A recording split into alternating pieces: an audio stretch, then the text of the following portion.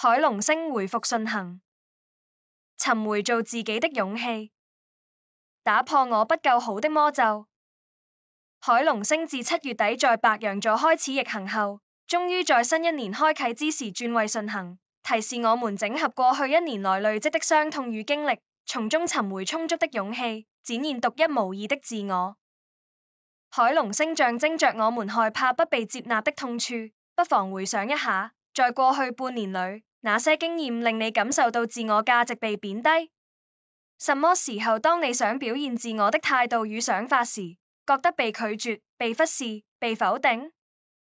在社會化的過程裡，我們經常被塑造成融入大眾倒模的樣子，當不跟隨傳統的做法，或者不跟從大眾的步伐，就很容易被標籤，甚至被討厭。日積月累下，我們的潛意識就植入了我不夠好的魔咒，內在開始分裂出另一個我去應對外界的期望，不敢根據自我的傾向與熱情去回應生命的各項選擇，讓一切想得到的事物越走越遠。海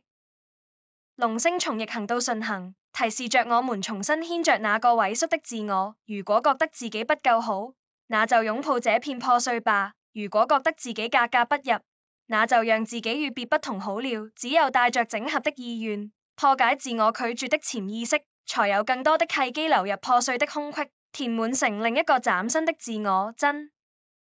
正的療癒，不是要找誰去消除什麼，也不用努力抹去什麼，而是發生在自我每一刻的重新接納。每一次的轉念之間，只有將過去累積的陰影轉化為成長旅途上的養分，從傷痛中如實看見自己的才能與獨特本質，才能拾回做自己的勇氣。